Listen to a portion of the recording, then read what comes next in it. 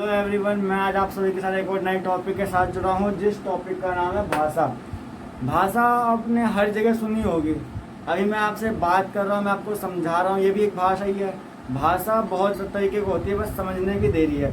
एक होती है लिखित भाषा, एक होती है मौखिक भाषा, और एक और भाषा होती है जो संकेत करती है। अब मान लो जो डम है, डीफ है, जो ब्लाइंड है, वो कैसे दूसरों को अपनी बात समझाएंगे? इशारे समझाएंगे ना। और इशारे करना ही एक संकेत होता है, ठीक है। तो आज हम पढ़ने वाले हैं भाषा। पहला क्वेश्चन हमारा यही आता है, भाषा किसे कहते हैं? भाषा किसे कहते हैं? भाषा किसे कहते हैं, ठीक है। तो मैं आपको पहले इसकी परिभाषा लिखता हूँ, फिर मैं आपको अच्छे से एक्सप्लेन करता हूँ। मैंने आपको यहाँ पे भाषा की परिभाषा लिख दी है, मैं आपको पढ़ कर बताता हूँ। जिस माध्यम से हम अपने मन के भावों व विचारों को दूसरों के सामने प्रकट करते हैं और दूसरों के भावों विचारों को जान सकते हैं। क्या कर सकते हैं? हम जान सकते हैं, उसको भाषा कहते हैं। अब देखो, आपको अगर अपने पेरेंट्स से या किसी से कुछ कहना हो, किसी से कुछ मांगना हो, या किसी को कुछ बताना भी हो, तो आप भाषा की यूज करते। जब तक आप उनसे बात नहीं करेंगे तो उनको समझ में नहीं आएगा, तो आपकी डिमांड कभी पूरी कर ही नहीं सकते। तो भाषा का यूज हम अपने मन के भावों, किसके? मन के भावों व विचारों को दूसरों के सामने प्रकट करते हैं और दूसरों के मन के भावों विचारों को जान सकते हैं। जिस चीज से हम अपने विचारों मतलब अपनी भाषा को, अपनी भाषा या अपनी बातों को किसी और को समझा सके या किसी और की बातों को हम समझ सके, हम उसी को भाषा कहते हैं। अब भाषा ऐसे तो मेन रूप से मतलब मुख्य रूप से दो प्रकार के होते हैं। कौन कौन से होते हैं? एक मौखिक भाषा और लिखित भाषा। मैं आपको यहाँ बताने वाला हूँ कौन कौन से होते हैं।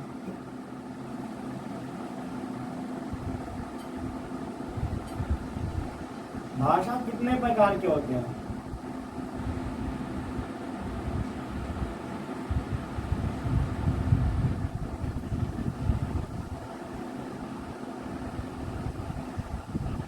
तो भाषा मुख्य रूप से तीन प्रकार के होते हैं। कितने प्रकार के? सॉरी, दो प्रकार के होते हैं। मैं तीसरा मैं आपको समझाऊंगा तीसरा कौन सा होता है।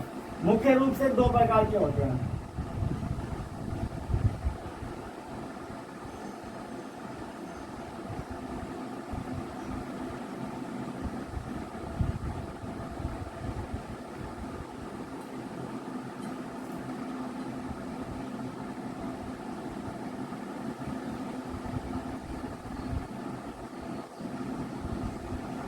मुख्य रूप से कितने प्रकार के होते हैं?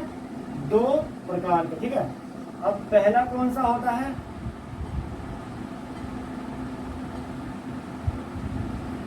मौखिक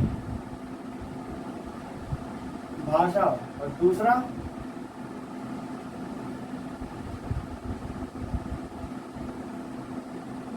लिखित भाषा। पहला है मौखिक भाषा। मौखिक भाषा का मतलब है जो मुंह से समझाया जाए, जो अपने बातों को मुंह से समझा सके।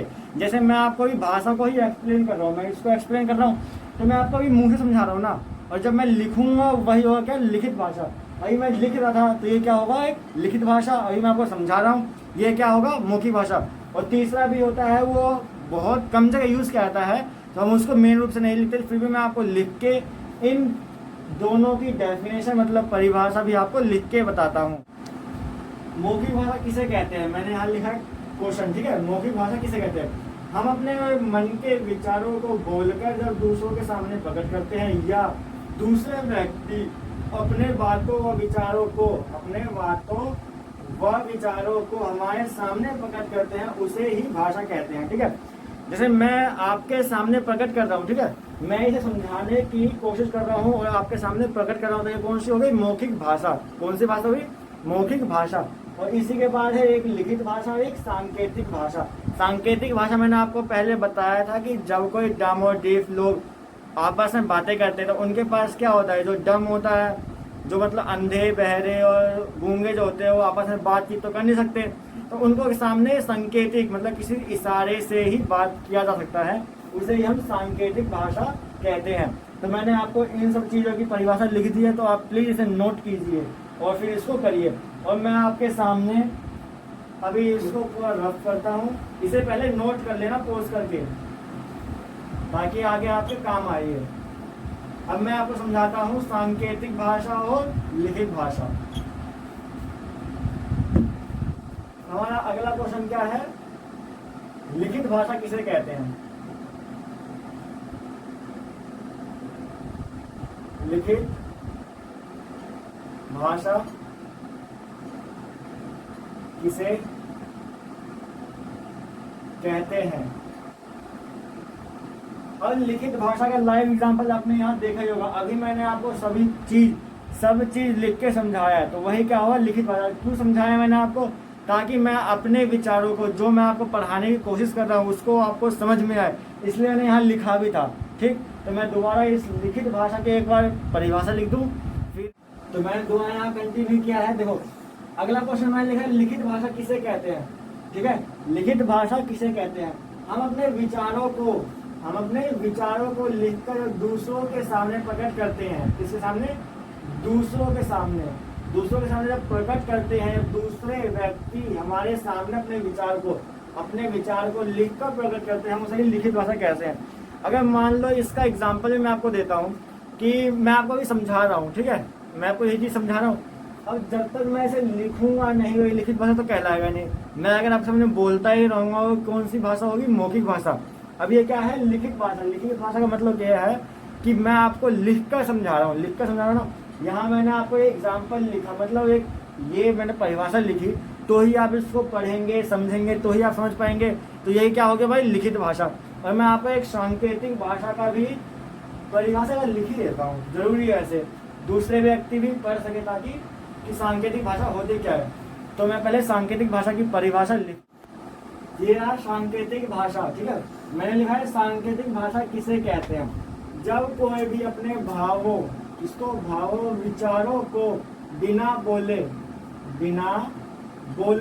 बिना लिखे केवल संकेतों से व्यक्त करता मतलब समझाना व्यक्त करता है, तो वही भाषा क्या होता है? सांकेतिक भाषा के रूप में कहलाता है। अब मैंने आपको तीसरी बार समझा रहा हूँ कि सांकेतिक भाषा क्या होती है।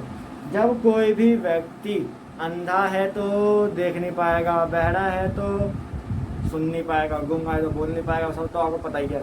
तो जब वो आपस में किसी और व्यक्ति को वो इशारों में समझाएगा तो कौन सी भाषा होगी? सांकेतिक भाषा।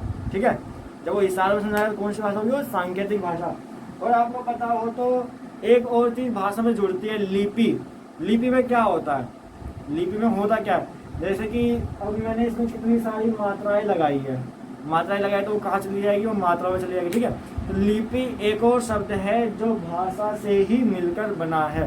तो मैं आपको समझाता हूँ विद परिभाषा के साथ। लिपि, क्वेश्चन है लिपि किसे कहते हैं? तो मैं आपको बता दूं कि मौखिक ध्वनियों को जिन चिन्हों द्वारा, मतलब देखो आप सोच रहे हो कि इसमें कहा है कि मौखिक ध्वनि, अगर लिखित हो तो हम समझ सकते हैं कि हिंदी भाषा की बात कर रहे हैं, लेकिन देखो मौखिक ध्वनियों को जिन चिन्हों द्वारा प्रकट करते हैं।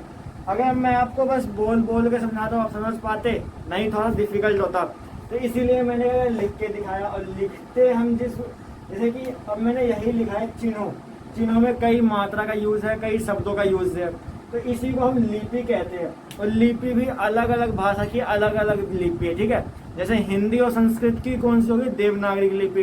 ठीक, और इंग्लिश की होगी रोमन लिपि। मैं आपको यहाँ लिपि कौन सी भाषा की कौन सी लिपि होती है, मैं वो भी आपको लिख के रखता हूँ।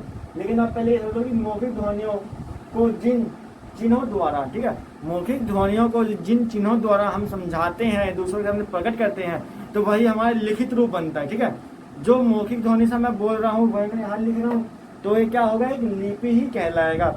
अब मैं आपको लिपि की भाषा, कौन सी भाषा होती है, कौन सी लिपि होती है, मैं आपको वो समझाता हूँ।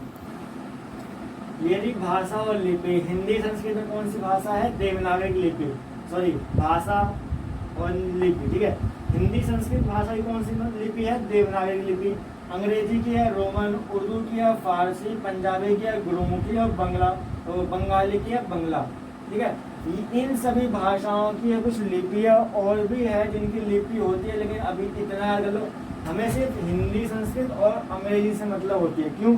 क्योंकि हम यही तीन पढ़ते हैं और इन्हीं तीन से हम आगे बढ़ते हैं।